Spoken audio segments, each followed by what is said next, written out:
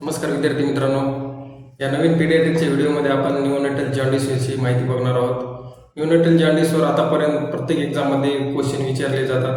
तर आपण neonatal जॉन्डिसचे causes, त्याची ट्रीटमेंट सर्व काही बघणार आहोत एकदम डिटेलमध्ये आणि एकदम सोप्या शब्दामध्ये. फोटोथेरपी, एबीओ इनकम्पॅटिबिलिटी, आरएच इनकम्पॅटिबिलिटी सर्व आपण एकदम डिटेल्समध्ये बघणार आहोत. लास्टपर्यंत व्हिडिओ बघा, तुम्हाला पूर्ण समजून जाईल.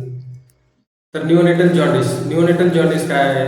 शब्दातच आहे बघा, न्यूनेट म्हणजे काय? 0 to 28 डेज. जे न्यूबॉर्न असते 0 to 28 डेज त्याला आपण काय म्हणतात? न्यूनेट म्हणतो. त्याच्यानंतर जॉन्डिसचा एकदम नॉर्मली अर्थ काय? Yellow discolouration of the skin. जे काय बेबी आहे न्यूनेट आहे 0 to 28 डेजचं, त्याचं जे yellow discolouration of the skin झालं तर आपण काय म्हणतात? त्याला जॉन्डिस असं म्हणतो. एक दुसरी एक टर्म आहे, तर हा कशामुळे होतं? कॉजेस काय काय? एक आहे हायपर बिलिरुबिमिया. काय? हायपर बिलिरुबिमिया. आपण याच्याविषयी शिकणार आहोत. तर काय असते की आपली जी आरबीसी असते, आरबीसीचं जे डिस्ट्रक्शन होते, कुठं होते आरबीसीचं डिस्ट्रक्शन? स्प्लीनमध्ये. म्हणून याला काय म्हणतात? ग्रेव्हयार्ड ऑफ आरबीसी म्हणतात ना, ग्रेव्हयार्ड ऑफ आरबीसी. कशाला म्हणतात? स्प्लीनमध्ये काय होतं? आरबीसीचं हिमोलिसिस होतं, म्हणजे काय होतं? डिस्ट्रक्शन होतं. तर त्याच्यामुळे काय होतं? डिस्ट्रक्शन झाल्यामुळं आरबीसीचे दोन पार्ट पडतात, हिम आणि ग्लोबिन. हिमोग्लोबिन म्हणजे आरबीसी म्हणजे हिमोग्लोबिन, दोन पार्ट पडतात. हा जो ग्लोबिन पार्ट आहे प्रोटीन होतो, हा काय रियूज करतो. पण हा जो हिम पार्ट आहे याच्यापासून काय पदार्थ तयार होतो? बिलिवर्डिन नावाचा पदार्थ काय होतो? बिलिवर्डिनचं नंतर रूपांतर कशामध्ये होते? बिलिरुबिनमध्ये. कशात होते? बिलिरुबिनमध्ये. हा जो काय बिलिरुबिन आहे, हा बिलिरुबिन याचं नॉर्मल व्हॅल्यू किती असते? टोटल बिलिरुबिन लेवल किती असते? 0.9 ग्राम पर डे. याची नॉर्मल व्हॅल्यू ही असते. जर 0.9 पेक्षा जर वाढलं, किती? 0.9 ग्राम पर डे पेक्षा जर वाढलं तर त्याला आपण काय म्हणतो? त्याला आपण म्हणतात हायपर बिलिरुबिमिया. काय म्हणतात? हायपर बिलिरुबिमिया. तर लक्षात ठेवायचं की बिलिरुबिनचं नॉर्मल लेवल किती आहे? 0.9. त्याच्यापेक्षा जर जास्त वाढलं तर आपण त्याला काय म्हणतात? हायपर बिलिरुबिमिया. हायपर त्याच्या नावातच आहे, हायपर बिलिरुबिमिया. 0. किती झालं तर 4 to 5 ग्राम पर डे जर झालं त्याला आपण काय म्हणतात? हायपर बिलिरुबिमिया. जर याच्यापेक्षा जर जास्त लेवल झाली, 4 किंवा 5 याच्यापेक्षा जर जास्त झाली तर काय होणार? Yellow discolouration of the skin होणार, आणि त्यालाच आपण काय म्हणतो? जॉन्डिस असं म्हणतो. कळलं? न्यूनेटल जॉन्डिसचा अर्थ काय होतो? जॉन्डिस म्हणजे काय? तर बिलिरुबिनचे नॉर्मल लेवल किती? 0.9 पेक्षा जास्त झालं तर त्याला आपण म्हणतो हायपर बिलिरुबिमिया. आणि ती जर लेवल 4 किंवा 4-5 पेक्षा जास्त झाली तर yellow discolouration of the skin होते न्यूनेटचं. आणि ते कितीपर्यंत? 15 पर्यंत पण लेवल जातं किंवा त्याच्यापेक्षा जास्त जातं. तर आपण ते yellow discolouration of the neonate त्याला काय म्हणतो? आपण जॉन्डिस असं म्हणतात. समजलं जॉन्डिस कशाला म्हणतात? आणि त्याच्यानंतर आता ती बिलिरुबिनची लेवल कशामुळे वाढते ते आपण शिकलं. कशामुळे वाढते बिलिरुबिनची लेवल? आरबीसी. जे काही आरबीसी असतात, आपल्या आरबीसीचं लाईफ स्पॅन किती असतो? अडल्टच्या 120 डेज. पण जे इन्फंट जे न्यूनेट असतात त्याचा किती असते? 60 to 80 डेज, म्हणजे अर्धाच असतो. त्याच्यामुळं ते लवकर डिस्ट्रक्ट होतात. त्याच्यामुळेच काय होते? बिलिरुबिन वाढते. काय होते? बिलिरुबिन वाढते. त्याच्यानंतर आणखी दुसरे काय पाहतो आरबीसी डिस्ट्रक्शन होण्याचं, की आपल्या याच्यात किती असं 4 to 5 मिलियन आरबीसी असतात आपल्या ब्लडमध्ये. आपल्यामध्ये कोणाच्या? अडल्टच्या. पण न्यूनेटच्या किती असतात? ते 6 to 8 मिलियन असतात. म्हणजे दुप्पट असल्यासारखेच असतात आरबीसी. एक तर आरबीसी जास्त असतात आणि ते लवकर डिस्ट्रक्शन होतात. त्याच्यामुळे काय होणार? बिलिरुबिनचं प्रमाण वाढणार. म्हणून न्यूनेटमध्ये सर्वात जास्त जॉन्डिस होतो. ते कळालं न्यूनेटल जॉन्डिस कशामुळे होतं ते? तर destruction of the RBC in the spleen. Haemolysis झालं स्प्लीनमध्ये, त्याच्यामुळे बिलिरुबिन वाढते. आणि जे काय बिलिरुबिन वाढतं ते कोणतं बिलिरुबिन असतं? अनकॉन्ज्युगेटेड. कोणतं वाढतं? अनकॉन्ज्युगेटेड बिलिरुबिन वाढतं.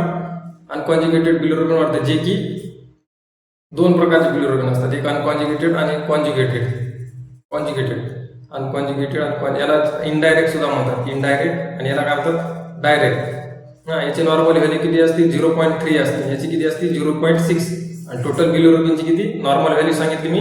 0.9. हे जे कॉन्ज्युगेटेड बिलिरुबिन असतं हे कसं असतं? वॉटर सोल्युबल असतं. कसं असतं? Water soluble. ते वॉटर सोल्युबल असल्यामुळे ते काय होणार आहे? वॉटरमधून किंवा युरिनमधून एक्सक्रीट आउट होते त्याच्यामुळे त्याचा जास्त इफेक्ट पडत नाही. पण हे जे अनकॉन्ज्युगेटेड बिलिरुबिन आहे हे फॅट सोल्युबल असते. काय असते? फॅट सोल्युबल असते. हे वॉटरमध्ये म्हणजे एक्सक्रीट होत नाही, त्याच्यामुळे बॉडीमध्ये जर जास्त अनकॉन्ज्युगेटेड बिलिरुबिन झालं तर निओनेटल जॉन्डिस होतो. समजलं? तर त्याच्यानंतर आपण बघूया की जॉन्डिस किती प्रकारचे असते. जॉन्डिस 2 प्रकारचे असतात. एक काय असतो? Physiological jaundice. काय असतो? फिजिओलॉजिकल. आणि दुसरा काय असतो? पॅथॉलॉजिकल. Pathological jaundice. तर फिजिओलॉजिकल जॉन्डिस कसं आहे? म्हणजे त्याच्या फिजिओलॉजीनुसार होतं की बाबा आरबीसीचं डिस्ट्रक्शन झालं त्याच्यामुळं होतो. तो कधी होतो? 24 आवर्स नंतर. जो काय 24 आवर्स नंतर अपेअर जर झाला त्याला आपण काय म्हणतो? Physiological jaundice. फिजिओलॉजी. आणि पॅथॉलॉजिकल म्हणजे काहीतरी पॅथॉलॉजी बिकट काहीतरी इन्फेक्शन तर त्याच्यानुसार झाला तर त्याला आपण तो कधी असतो? ऍट बर्थ म्हणजे मदरमधूनच त्याला येतो. ऍट बर्थ जो प्रेझेंट असतो त्याला काय म्हणतो आपण? पॅथॉलॉजिकल. आणि जो 24 आवर्स नंतर येतो त्याला काय म्हणतो आपण? फिजिओलॉजिकल. हा जो फिजिओलॉजिकल जॉन्डिस आहे हा कसा आहे? म्हणजे एक प्रकारचा नॉर्मल असल्यासारखाच असतो. त्याच्यामध्ये 4 to 5 ग्राम पर DL बिलिरुबिनचं प्रमाण असतं. किंवा मॅक्झिमम 15 ग्राम. किती? मॅक्झिमम 15 ग्राम एवढंच असतं, त्याच्यापेक्षा जास्त होत नाही. आणि हा काय असतो? ऍट पीकला कधी असतो? 24 आवर्स नंतर. म्हणजे एक दिवस झाल्यानंतर तो हळूहळू डेव्हलप होतो. म्हणजे आरबीसीचं हिमोलिसिस होतं. आणि लिव्हर आपलं कसं असतं? इमॅच्युअर असतं. लिव्हर इमॅच्युअर असल्यामुळं ते लिव्हर मध्ये अनकॉन्ज्युगेटेड बिलिरुबिन वाढतं. ऍट पीकला कधी असतो हा फिजिओलॉजीमध्ये? ऍट 4th डेला हा पीकला असतो आणि ऍट 7th डेला डिसॅपियर होतो. कसं? 7th डेला डिसॅपियर होतो. म्हणून मदरला काय सांगायचं? जरी जॉन्डिस झाला, जरी yellow discolouration of the skin झालं, शरीर जरी पिवळं पडलं, तरी जर 24 तासानंतर पडलं फिजिओलॉजिकल जॉन्डिस असेल तर सांगायचं की घाबरण्याचं कारण नाही, एका आठवड्यामध्ये ते डिसॅपियर होतं. आणि जर प्रीटम बेबी असेल, प्रीटम बेबीमध्ये आरबीसी कशा असतात? जास्त असतात. ते किती? 2 वीक्स लागतील त्याला किती लागतील? 2 वीक्स लागतील फिजिओलॉजिकल जॉन्डिस डिसॅपियर होण्यासाठी. फिजिओलॉजिकल जॉन्डिस कळलं? त्याच्यानंतर पॅथॉलॉजिकल जॉन्डिस कसा असतो? ऍट बर्थ असतो. त्याच्यामध्ये 15 ग्राम पर DL पेक्षाही जास्त हे होऊ शकते. 15 ग्राम पर DL पेक्षा बिलिरुबिनचं प्रमाण वाढू शकते. आणि याचे कॉजेस काय आहेत? सेम आरबीसीचं डिस्ट्रक्शन होतं. पण कशामुळे होतं? ABO इनकम्पॅटिबिलिटी. काय ABO इनकम्पॅटिबिलिटी आपण पुढे शिकणार आहोत. किंवा RH इनकम्पॅटिबिलिटी. हे 2 कॉजेस आहेत की पॅथॉलॉजिकल जॉन्डिस होऊ शकतो. आणि हा मोर दॅन 2 वीक्स. याला आपल्याला ट्रीटमेंट द्यावं लागते. ब्लड ट्रान्सफ्युजन, फोटोथेरपी हे दिल्यानंतरच कमी होतो. आणि हा मोर दॅन 2 वीक्स याला लागतात. 2 वीक्सच्या नंतरच हा कमी होतो. तर समजलं जॉन्डिस कशामुळे होतो? Simple jaundice, neonatal jaundice. जो निओनेटला होतो जॉन्डिस त्याला yellow discolouration of the skin कशामुळे होतं? किंवा बिलिरुबिन वाढल्यामुळे. बिलिरुबिनचं नॉर्मल लेवल किती असतं? 0.9 असतं. त्याच्यामध्ये कॉन्ज्युगेटेड किती असतं? जो की चांगला बिलिरुबिन 0.3 असतं. अनकॉन्ज्युगेटेड किती? 0.6 असतं. तर मग बिलिरुबिनचं प्रमाण कशामुळे वाढतं किंवा हायपर बिलिरुबिनिया कशामुळे होतं? तर आरबीसीचं डिस्ट्रक्शन झाल्यामुळे. आरबीसीचं डिस्ट्रक्शन झालं तर कशामुळे जास्त होतं आरबीसीचं निओनेटमध्ये? की आरबीसी जास्त असतात, 6 to 8 मिलियन असतात आणि त्याचं लाईफ स्पॅन पण कमी असतं. त्याच्यामुळे लवकर डिस्ट्रक्शन होतं. त्याच्यामुळे बिलिरुबिनचं प्रमाण वाढतं. समजलं? त्याच्यामुळे लिव्हर पण इमॅच्युअर असतं. त्याच्यामुळे कॉन्ज्युगेटेड मध्ये त्याचं रूपांतर होत नाही. अनकॉन्ज्युगेटेडचं कॉन्ज्युगेटेड मध्ये रूपांतर होत नाही. त्याच्यामुळे पण जास्त वाढत असतं आणि त्याच्यामुळे yellow discolouration of the skin होतं. 15 ग्राम पर DL पेक्षा जास्त त्याचं लेवल होतं आणि yellow discolouration of the skin होतं. त्याच्यानंतर काय बघितलं आपण? 2 प्रकारचे जॉन्डिस बघितले. फिजिओलॉजिकल जॉन्डिस आणि एक पॅथॉलॉजिकल जॉन्डिस. फिजिओलॉजिकल जॉन्डिस कसा असतो? हळूहळू होत असतो. नंतर बेबी बॉर्न झालं, नंतर हिमोलिसिस झालं आणि नंतर आफ्टर 24 आवर्स झालं तर आपण त्याला काय म्हणतो? Physiological jaundice. त्याला ट्रीटमेंट द्यायची गरज आहे काय नाही. जास्तीत जास्त फोटोथेरपी आपण देऊ शकतो. आणि तो कसं? ऍट पीक कधी असतो? 4th डेला ऍट पीक असतो आणि 1 वीक मध्ये तो डिसॅपियर होतो. जर प्रीटम बेबी असेल तर तो 2nd वीकला तो डिसॅपियर होतो. पॅथॉलॉजिकल जॉन्डिस काय? ऍट बर्थ प्रेझेंट असतो. 15 ग्राम पेक्षा जास्त किंवा 20 ग्राम पेक्षा जास्त त्याचं बिलिरुबिनचं प्रमाण वाढतं. कॉजेस काय आहेत? ABO इनकम्पॅटिबिलिटी आणि RH इनकम्पॅटिबिलिटी. आणि काय होतं? 2 वीक्स पेक्षा जास्त तो पर्सिस्टंट राहतो. त्याला आपल्या ट्रीटमेंट काय होती? ब्लड ट्रान्सफ्युजन, फोटोथेरपी द्यावं लागते. तर आपण नेक्स्ट पाहूया आता फोटोथेरपी. तर त्याची मेन ट्रीटमेंट काय? फोटोथेरपी आहे. फोटो नावातच आहे. फोटो म्हणजे काय? लाईट. फोटो म्हणजे काय? लाईट. आणि थेरपी म्हणजे काय? ट्रीटमेंट. जी लाईट देऊन आपण ट्रीटमेंट करतो त्याला आपण काय म्हणतो? फोटोथेरपी म्हणतो. तर फोटोथेरपी आपण किती किती वेळापर्यंत देऊ शकतो? 24 आवर्स आपण त्याला फोटोथेरपी देतो की बिलिरुबिनचं प्रमाण कमी होईपर्यंत त्याला आपण फोटोथेरपी देतो. तर त्याच्यात टर्म बेबी जर असेल, टर्म बेबी म्हणजे टर्म बेबी तुम्हाला सांगितलं 37 वीक्स ते 42 वीक्सचं टर्म बेबी असेल, त्याचं जर प्रमाण 15 ग्राम पर DL पेक्षा जास्त झाला असेल तर आपण त्याला फोटोथेरपी देतो. जर कमी वीकचा असेल किंवा 20 वीकचा असेल तर त्याच्यामध्ये 4 to 6 ग्राम पर DL जरी बिलिरुबिन झाला असेल तरी पण आपण त्याला फोटोथेरपी लावतो. तर फोटोथेरपीमध्ये कोणत्या लाईटचा उपयोग केला जातो? ब्ल्यू लाईटचा. 4 ब्ल्यू लाईट असतात त्याच्यामध्ये आणि 2 व्हाईट लाईट असतात. व्हाईट लाईट कशासाठी असतात? तर असेसमेंटसाठी, बाळाच्या पाठीची असेसमेंट जी असते ना त्याच्यासाठी. आणि ब्ल्यू लाईट कशासाठी? फोटोथेरपीसाठी. तर फोटोथेरपी नेमकं काय करते? फोटोथेरपी जी काय अनकॉन्ज्युगेटेड आहे, अनकॉन्ज्युगेटेड म्हणजे अनकॉन्ज्युगेटेड बिलिरुबिन आहे, अनकॉन्ज्युगेटेडचं कॉन्ज्युगेटेडमध्ये रूपांतर करते. काय करते? फोटोथेरपी अनकॉन्ज्युगेटेड बिलिरुबिनचं कॉन्ज्युगेटेड बिलिरुबिनमध्ये रूपांतर करते. कॉन्ज्युगेटेड कसं आहे? चांगलं आहे. कॉन्ज्युगेटेड कसं आहे? वॉटर सोल्युबल आहे. हे नंतर युरिनमधून, स्टूलमधून हे काय होणार? पास होणार आणि त्याच्यामुळे बिलिरुबिनचं प्रमाण कमी होणार. म्हणून काय करते? फोटोथेरपी कॉन्ज्युगेटेडचं अनकॉन्ज्युगेटेड मध्ये रूपांतर करते. तर हे कोणत्या प्रिन्सिपलवर काम करते? तर 3 प्रिन्सिपल आहेत त्याचे, लक्षात असू द्या. एक आहे स्ट्रक्चरल आयसोमरायझेशन, नंतर आहे फोटो ऑक्सिडेशन आणि दुसरा कॉन्फिग्युरेशनल आयसोमरायझेशन. हे 3 प्रिन्सिपल आहेत. स्ट्रक्चरल आयसोमरायझेशन, फोटो ऑक्सिडेशन आणि कॉन्फिग्युरेशनल आयसोमरायझेशन. या 3 प्रिन्सिपलवर फोटोथेरपी वर्क करते. आणखी काय? फोटोथेरपीमध्ये आपण फोटोथेरपीमध्ये काळजी काय घ्यायची की जो काय आईज आणि जेनायटेलिया आहे, आईज आणि जेनायटेलिया आहे त्याला काय केलं पाहिजे? कव्हर केलं पाहिजे. कशासाठी? तर बाळावरच लाईटकडे बघणार ना, त्याच्यामुळे काय होणार? रेटायना डॅमेज होऊ शकतो. आणि जेनायटेलिया कशामुळे? मेनली मेल जेनायटेलिया कशामुळे? तर त्याच्यामध्ये स्पर्म प्रोडक्शन कमी होऊ शकते. त्याच्यामुळे जेनायटेलिया पण कव्हर केला पाहिजे. त्याच्यानंतर जो काय लाईट आहे, लाईट आणि जे बेबी आहे त्याच्यातलं अंतर किती असते? 45 सेंटीमीटरचं असतं. लाईट आणि बेबीचं अंतर 45 सेंटीमीटरचं असतं. पण तुम्ही त्याला कमी पण करू शकता किंवा जवळ घेऊ शकता. 18 सेंटीमीटर पर्यंत करू शकता. पण त्याचे पण साईड इफेक्ट होतात मग बेबीचे याच्यावर. आणि त्याच्यानंतर फोटोथेरपीचे कॉम्प्लिकेशन्स काय कॉम्प्लिकेशन्स आहेत फोटोथेरपीचे? कॉम्प्लिकेशन पहिला आहे डिहायड्रेशन. लाईटमुळे काय होणार आहे? ऑब्वियस आहे की डिहायड्रेट होणार बॉडी. त्याच्यासाठी आपल्याला काय करावं लागणार आहे? तर ब्रेस्ट फिडिंग. त्याला ब्रेस्ट फिडिंग केलं पाहिजे. का? तर त्याच्यामध्ये डिहायड्रेशन कमी करण्यासाठी. त्याच्यानंतर हायपरथर्मिया. मेनली तर हायपोथर्मियाच असतो बेबीमध्ये बॉर्न झाल्या. पण लाईटमुळे काय होते? हायपरथर्मिया होतं. मग त्याच्यासाठी आपल्याला काय होणार? असेसमेंट ऑफ टेम्परेचर मापलं पाहिजे. हे 2 कॉम्प्लिकेशन्स आहेत. त्याच्यानंतर रिअर कॉम्प्लिकेशन्स काय आहेत? काही रिअर. त्याच्यामध्ये एक आहे ब्रॉन्झ बेबी सिंड्रोम. काय आहे? ब्रॉन्झ बेबी सिंड्रोम मध्ये. तर त्याचं कशामुळे होते की आरबीसीचं डिस्ट्रक्शन झाल्यामुळे पॉलिसायथेमिया. त्याच्यामुळे रेड कलर, ब्रॉन्झ कलर होतो बेबीचा. त्याला रिअर कॉम्प्लिकेशन आहे. आणि स्किन कॅन्सर होण्याचे पण चान्सेस आहेत.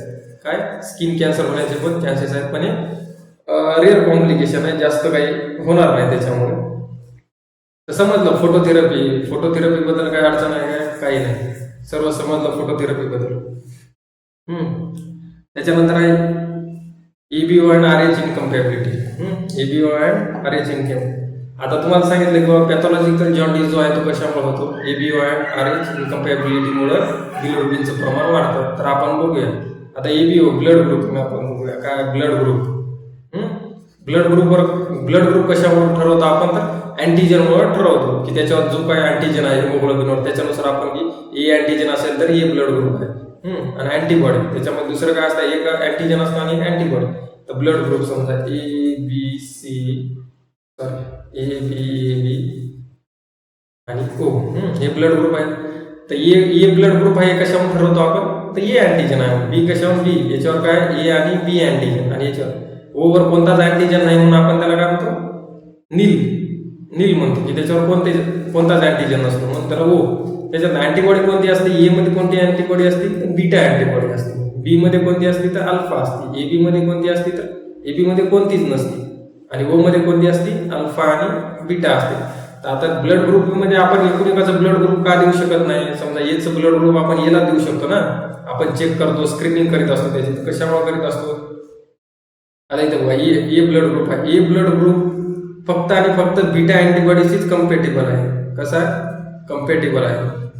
बीटा ए ब्लड ग्रुप फक्त बीटा अँटीबॉडी सोबत, आणि बी कसा अल्फा सोबतच कम्पॅटेबल आहे, म्हणजे की त्याच्यासोबतच जुळून घेते, त्याच्यासोबतच त्याला राहते, समजा की त्याला काही होणार नाही म्हणजे रिॲक्शन.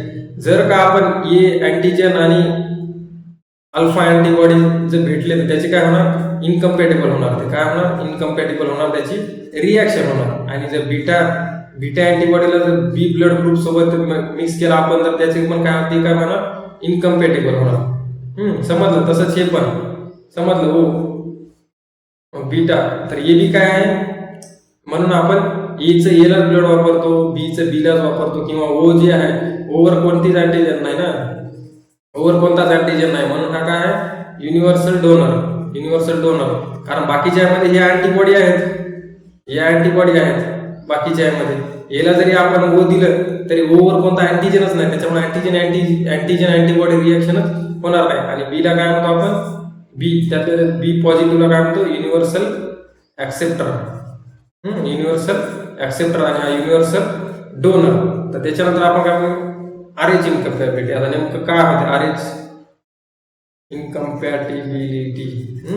इनकम्पॅटिबिलिटी मध्ये काय होतं? समजा मदर आहे आणि हा बेबी आहे. इकडे मदर आणि फादर. जर समजा मदर पॉझिटिव्ह आहे आणि बेबीचं पॉझिटिव्ह आलं, बेबीचं ब्लड ग्रुप कशावरून ठरवणार आपण, फादरवरून. जर का मदर पॉझिटिव्ह आहे आणि बेबी पॉझिटिव्ह आहे तर काही फरक होणार का? काहीच फरक पडणार नाही. काही फरक पडणार. मदर निगेटिव्ह, बेबी निगेटिव्ह, कारण ब्लड ग्रुप तर कोणता पण एकच येणार ना. समजलं? हे निगेटिव्ह, याचा जर निगेटिव्ह आला, मदर निगेटिव्ह आहे आणि बेबी जर निगेटिव्ह आला तर काहीच फरक पडणार नाही, नॉर्मल होणार. मदर पॉझिटिव्ह आणि बेबी निगेटिव्ह आलं तर काहीच फरक पडणार नाही.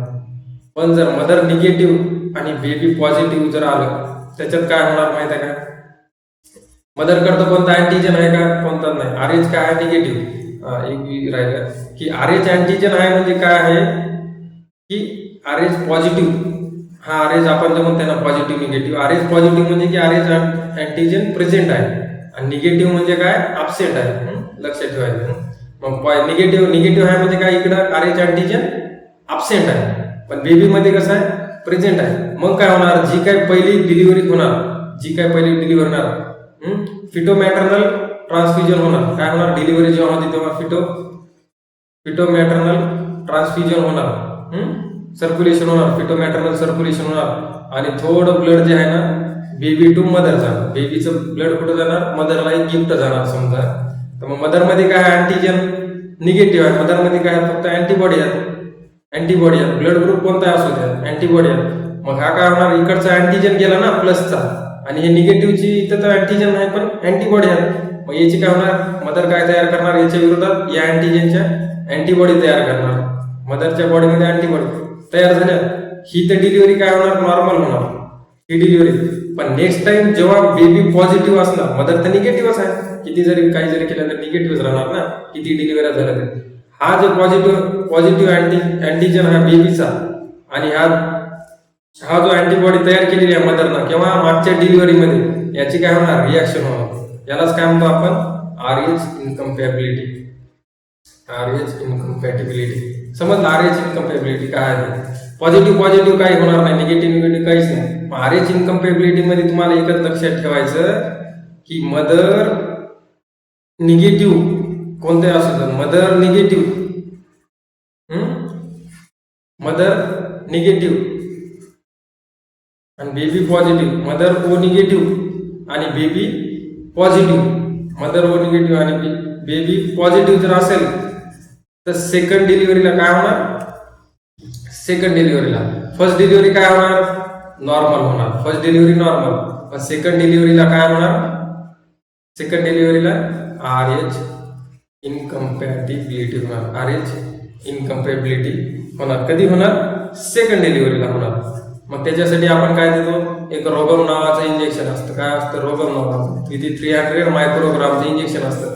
ते द्यायचं. कधी द्यायचं? 72 आवर्सच्या आत जर दिलं तर ते मोर इफेक्टिव्ह. कधी द्यायचं? फर्स्ट डिलिव्हरी झाल्यानंतर. त्याच्यामुळे सेकंड डिलिव्हरीला जे काय मदरमध्ये तयार झालेल्या अँटीबॉडी आहेत त्या डिस्ट्रक्शन होतात आणि सेकंड डिलिव्हरी पण नॉर्मल होते. समजलं? आणि ही जी आपण चेक करतो की बाबा RH अँटीजन आहे, पॉझिटिव्ह RH इनकम्पॅबिलिटी आहे, त्याच्यात जर बेबीचं चेक केलं तर त्याच्यासाठी असते की डायरेक्ट कॉम टेस्ट. काय असते? Direct Coombs test. आणि जर मदरमध्ये चेक केलं तर आपण त्याला काय म्हणतो? Indirect Coombs test. Indirect Coombs test. समजलं? RH इनकम्पॅबिलिटी समजलं का? RH इनकम्पॅबिलिटी मध्ये आपण समजलं मदर ओ निगेटिव्ह आणि बेबी पॉझिटिव्ह. त्याच्यानंतर काय? त्याच्यानंतर ABO इनकम्पॅबिलिटी. त्याच्यानंतर ABO इनकम्पॅबिलिटी. त्याच्यामध्ये काय असणार? याचे सोपं आहे. मदर आणि baby. Mother O negative.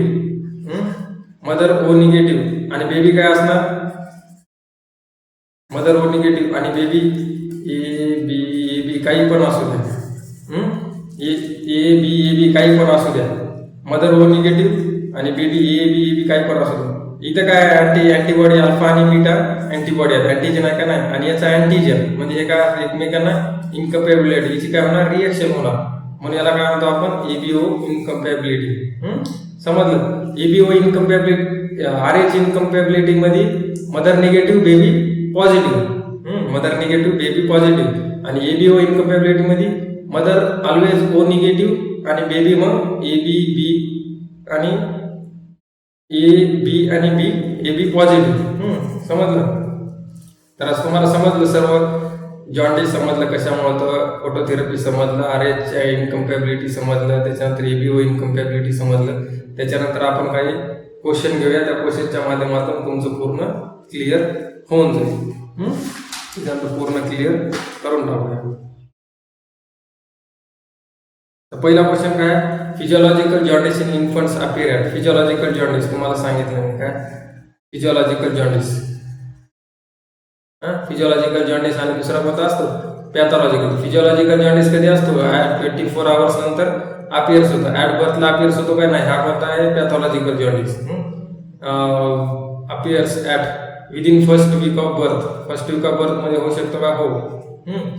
None of the above नाही. इन सेकंड वीक मध्ये अपीयर होतो का? नाही. आफ्टर 24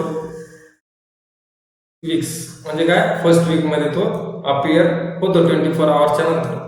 नंतर आपण काय म्हणतो? Physiological jaundice. समजलं? फिजिओलॉजिकल आणि पॅथॉलॉजिकल जॉन्डिस. समजलं? Physiological pathological. फिजिओलॉजिकल कधी? 24 आवर्स नंतर. हा कधी? At birth. Pathological.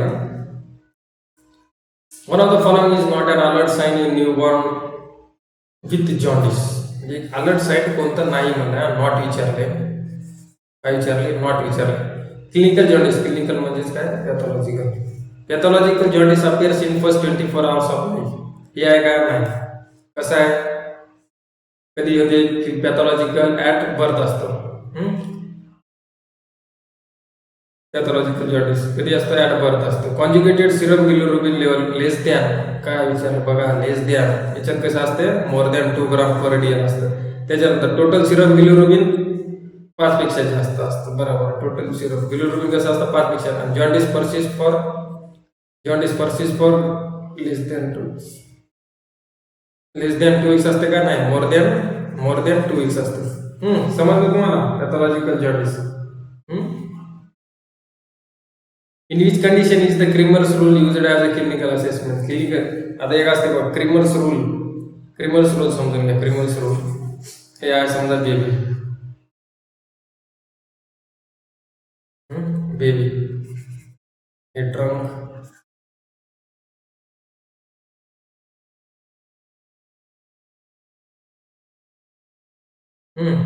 Crimmer's rule काय असते की असेसमेंटसाठी आपण हे करतो की न्यूनेटल जेव्हा हायपरबिलिरुबिनिया किंवा न्यूनेटल जॉन्डिस असते त्याच्यासाठी आपण क्रिमर्स रूल वापरतो. क्रिमर्स रूल काय सांगतो? जर फेसवरती जर डिस्कलरेशन झालं, जे काय डिस्कलरेशन होतं ते काय होत असतं, सेंटर टू पेरिफेरी होतं. पहिल्यांदा सेंटरला होतं आणि नंतर पेरिफेरी आणि सेफेलोकॉर्डला होतं. पहिलं वरून खालीपर्यंत येतं. तर फर्स्ट काय आहे माहिती का, फर्स्ट जर फेसवरती असेल, फेसवरती जर असेल किंवा yellow discolouration of the eyes लिव्स झालं तर त्याला आपण काय करतो, 4 to 6 gram per DL bilirubin आहे असं आपण असेसमेंट करतो. त्याच किती 4 to 6 ग्राम किती बिलिरुबिन आहे त्याच्यामध्ये, याच्या असेसमेंटसाठी हे क्रेमर्स रूल आपण वापरतो. जर फेस आईजवर असेल फक्त बाकी बॉडी नॉर्मल आहे तर किती 4 to 6. त्याच्यानंतर जे काही अपर ट्रंक आहे, अपर ट्रंक वर जर असेल तर आपण काय म्हणतो 6 to 8 ग्राम म्हणतो. ही जी काय लोअर ट्रंक आहे, लोअर ट्रंक वर जर असेल तर आपण काय म्हणतो 8 to 12 ग्राम म्हणतो. जे काय लिम्स आहे, जे काय हात आणि लेग्स इकडे जर असेल तर आपण काय म्हणतो 12 to 14 ग्राम पर DL म्हणतो. आणि जे काय मग हाताचे तळवे, पायाचे, हाताचे तळवे आणि बोटे आहेत तिकडे जर येलो डिस्कलरेशन म्हणजे बॉडी पूर्ण प्लस इथं पण आलं इथपर्यंत तर त्याला काय आपण म्हणतो मोर दॅन 15 ग्राम पर DL. त्याला काय म्हणतो आपण मोर दॅन 15 ग्राम पर DL काय समजलं. बिलिरुबिनचं प्रमाण किती आहे याचं असेसमेंट करण्यासाठी क्रेमर्स रूल नावाची एक असेसमेंट केली जाते. त्याच्यामध्ये आपण बघतो की बाबा जर फक्त फेसवरती जर आपल्याला डिस्कलरेशन दिसलं, आईजमध्ये रेटायनामध्ये दिसलं किंवा याच्यामध्ये दिसलं, लिप्सवरती दिसलं तर त्याला आपण 4 to 6 ग्राम याचं बिलिरुबिन आहे असं कन्सिडर करतो. त्याच्यानंतर जर लोअर ट्रंकला दिसलं तर नाही, अपर ट्रंकला दिसलं तर 6 to 8 ग्राम, लोअर ट्रंकला दिसलं तर 8 to 12 ग्राम आणि जर हात आणि पायापर्यंत जर पसरलं तर त्याला 12 to 14 ग्राम आणि जर एक्स्ट्रीमिटी पर्यंत हाताचे तळवे, बोट याच्यापर्यंत आलं तर मोर दॅन 15 ग्राम बिलिरुबिन आहे असं आपण समजतो. तर क्रेमर्स रूल कशासाठी वापरतात, निओनेटल हायपरबिलिरुबियामध्ये वापरतात किंवा निओनेटल जॉन्डिसमध्ये वापरतात. हायपोथर्मियात वापरता का हायपरग्लायसेमिया कन्व्हर्जनमध्ये नाही त्याच्यात. Nurse assess a newborn and notice a jaundice extended to the hands and feet. बघा काय म्हणले, hands and feet हात आणि पायापर्यंत according to Kramer's rule which is the estimated. तुम्हाला सांगितलं मी 6 to 8 ग्राम जर असेल त्या काय म्हणायचं फेस पर्यंत 6 to 8. नंतर 4 to 6 असेल तर काय 4 to 6 असेल तर फेस. त्याच्यानंतर हे काय लोअर ट्रंक. त्याच्यानंतर हे कधी लिम्स पर्यंत हात आणि पाय जर आले तर 12 to 14 आणि मोर दॅन हे कुठं हँड्स आणि फीट पायापर्यंत गेलं तर कसं मोर दॅन 15 ग्राम. समजलं आन्सर काय more than 15 gram. Brain damage caused by accumulation of abnormal levels of toxic bilirubin in the brain is. तर काय असते माहिती आहे का, आता आपण समजलं पॅथॉलॉजिकल जॉन्डिस मध्ये काय मोर दॅन 15 ग्राम. जर ते क्रोनिक झालं किंवा त्याच्याकडे लक्ष दिलं नाही, समजा विलेज डिलिव्हरी झाली त्याच्याकडे तेवढं लक्ष दिलं नाही, बिलिरुबिनचं प्रमाण जर मोर दॅन 20 ग्राम पर DL झालं मोर दॅन 20 तर ते काय होतं माहिती आहे काय, ब्लड ब्रेन बॅरियरला क्रॉस करतं आणि ब्रेन मध्ये डिपॉझिशन होतं. कारण डिपॉझिशन होतं कोणतं अनकॉन्ज्युगेटेड बिलिरुबिन असतं ना. अनकॉन्ज्युगेटेड कसं असतं, फॅट सोल्युबल, वॉटर सोल्युबल असलं तर ते एक्सक्रीट होते, पण हे फॅट सोल्युबल असतं ते काय होणार डिपॉझिट होणार. कुठं होणार, ब्रेन मध्ये डिपॉझिट होणार. तर त्याला आपण काय म्हणतात कर्निक्टेरस म्हणतात. काय म्हणतात कर्निक्टेरस. कर्ने म्हणजे काय ब्रेन, इक्टेरस म्हणजे जॉन्डिस. कर्निक्टेरस त्याला काय म्हणतात आपण कर्निक्टेरस. तर हा काय न्यूरोलॉजिकल डिसीज आहे. काय न्यूरोलॉजिकल डिसीज आहे. याच्यामध्ये काय होणार, मेमरी लॉस, सर्व काही न्यूरोलॉजिकल सिम्पटम्स तुम्हाला याच्यामध्ये दिसून येतील. तर समजलं काय कर्निक्टेरस म्हणजे. तुम्हाला क्वेश्चन असा विचारू करू शकतात की जॉन्डिसचं कॉम्प्लिकेशन काय, एक्स्ट्रीम कॉम्प्लिकेशन काय, जॉन्डिसचं कर्निक्टेरस आहे. लक्षात ठेवायचं काय कर्निक्टेरस कशाला डॅमेज करते, ब्रेनला डॅमेज करते. All of the following are essentials for an infant under phototherapy except. Phototherapy मध्ये विचारलं इसेन्शियल आहे एक्सेप्ट काय काय. Covering the genitalia 100% covering genitalia करतो. कव्हरिंग द आईज करतो. Blood sampling every 6 hour. Breast feeding एवढी. ब्लड सॅम्पलिंग आपण every 6 hour करायची गरज नाही. ब्लड सॅम्पलिंग आपण नंतर एकदाच करू शकतो. पण ब्रीस्ट फिडिंग आपल्याला करावंच लागते. कशासाठी करावं लागतं मला सांगितलं मी. कशासाठी, डिहायड्रेशन प्रिव्हेन्शन करण्यासाठी. कशासाठी, डिहायड्रेशन प्रिव्हेन्शन करण्यासाठी ब्रीस्ट फिडिंग करावंच लागतं. तर आन्सर काय ब्लड सॅम्पलिंग केले except. What is the primary mechanism of action for phototherapy. फोटोथेरपीची प्रायमरी ऍक्शन काय, speed of the breakdown of RBC. आरबीसीचं ब्रेकडाऊनची स्पीड वाढवते का, नाही. स्पीड वाढवलं तर उलट बिलिरुबिन वाढणारच. It converts unconjugated bilirubin into water soluble isomer. Correct. हे काय करणार, अनकॉन्ज्युगेटेडचं काय करणार, कॉन्ज्युगेटेड मध्ये रूपांतर करणार. ते काय होणार, वॉटर सोल्युबल असते म्हणून ते एक्सिडेंट होणार. It prevent bilirubin entering the blood stream, हे आहे का नाही. Increase the production of the liver, नाही. म्हणून काय, it convert unconjugated bilirubin into the water soluble. Answer काय येणार, बी.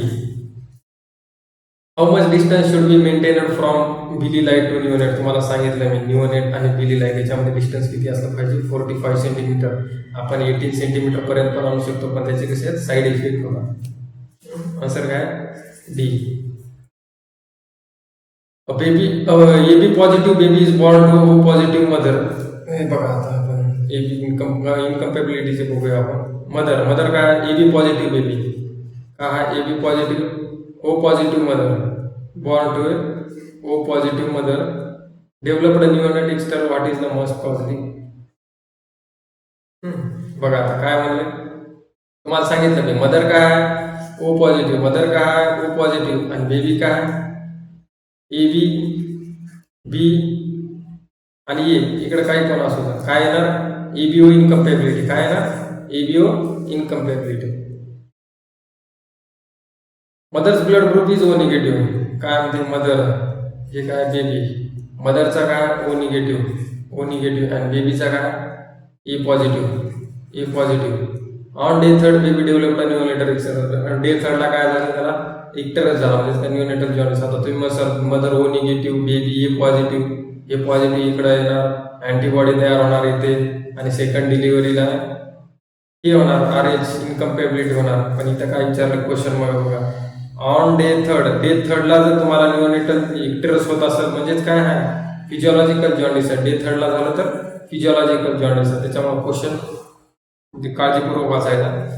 अ positive direct Coombs test is a jaundice newborn suggest which underline cause. हे बघा, direct Coombs test, positive direct Coombs test. तुम्हाला मी सांगितलं कॉम टेस्ट कशासाठी वापरतात, RH इनकम्पॅबिलिटीसाठी. डायरेक्ट कशासाठी, डायरेक्ट जर वापरली कोणासाठी वापरतात, बेबी, आणि इनडायरेक्ट कशासाठी, मदरसाठी. RH इनकम्पॅबिलिटी चेक करण्यासाठी आपण वापरतो. तर काय G6PD डिफिशियन्सी आहे का नाही, बिलियरी अॅट्रोफी आहे का नाही, फिजिओलॉजिकल इमॅच्युरिटी आहे का नाही, haemolytic disease due to maternal antibody. बरोबर, मॅटर्नल अँटीबॉडीमुळेच होतं ना हिमोलायटिक डिसीज. तर समजलं तुम्हाला आपण काय काय बघितलं ते. जॉन्डिस बघितला, जॉन्डिस कशामुळे होतं, त्याचे कॉजेस बघितले, त्याच्यावर ट्रीटमेंट बघितली, त्याच्यानंतर फोटोथेरपी बघितली, त्याच्यानंतर RH इनकम्पॅबिलिटी बघितली, त्याच्यानंतर ABO इनकम्पॅबिलिटी बघितली, त्याचे सर्व क्वेश्चन सॉल्व्ह केले. तर अशा प्रकारे आपले लेक्चर संपलेलं आहे. जर काही समजलं नसेल तर कमेंटमध्ये सांगा. आणि याच्यानंतर आपण नेक्स्ट पीडियाट्रिकचा इम्पॉर्टंट टॉपिक घेऊया. जर लेक्चर आवडला असेल तर लाईक करा, चॅनलला सबस्क्राईब करा. Subscribe for the daily updates. Thanks for watching.